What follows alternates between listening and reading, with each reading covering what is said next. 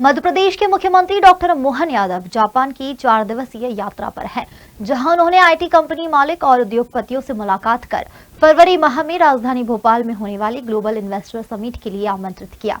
वहीं पत्रकार से खास चर्चा में सीएम डॉक्टर मोहन यादव ने कहा कि प्रगति के पद पर मध्य प्रदेश और जापान साथ साथ है।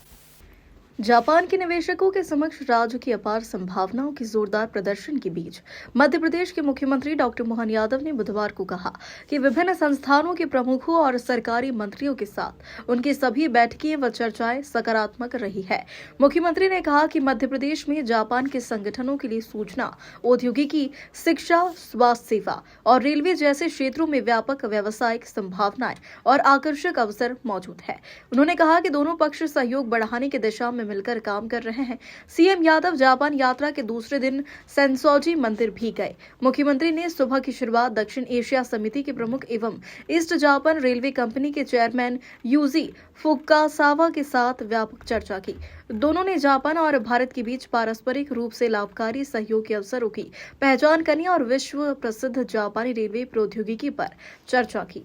देखिए, जब शासकीय स्तर पर हम अपना दौरा लेकर के आते हैं तो मैं राज्य के मुखिया होने के नाते से स्वाभाविक रूप से हमारे राज्य को ज़्यादा से ज़्यादा लाभ कैसे मिले, सभी क्षेत्र के लोगों को जहां निवेश की संभावना है उन सभी संस्थाओं के प्रमुखों के साथ, सरकार के मंत्री के साथ, यहाँ के विदेश मंत्री के साथ जो मीटिंग हमारी हुई है सभी सकारात्मक है। यशस्वी प्रधानमंत्री के नेतृत्व में जिस प्रकार से हमारे राज्य को समृद्ध बनाने के लिए हम अपने भारत के सभी राज्यों को माननीय प्रधानमंत्री जी प्रेरित कर रहे हैं, मध्य प्रदेश भी उसी में से आता है। मुझे इस बात का संतोष है कि आज हमने जेट्रो वालों के साथ, केडान रेन संस्था के अध्यक्ष के साथ मीटिंग की है।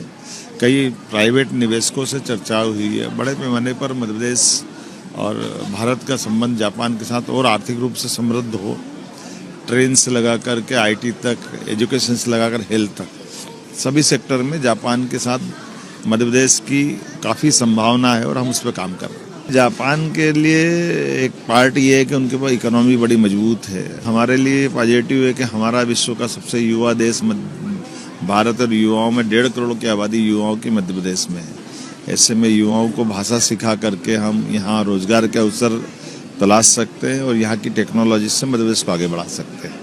तो माइनिंग से लेकर के हेल्थ तक, एजुकेशन, सभी क्षेत्र में टेक्नोलॉजी का लाभ मिले, इसी कारण से यहाँ हम कंपनियों से बात भी कर रहे हैं।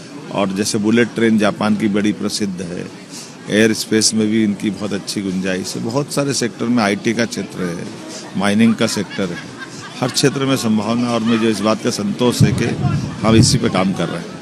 मध्य प्रदेश के मुख्यमंत्री डॉक्टर मोहन यादव की जापान यात्रा पिछले वर्ष से शुरू की गई है और मध्य प्रदेश में निवेश अभियान का हिस्सा है।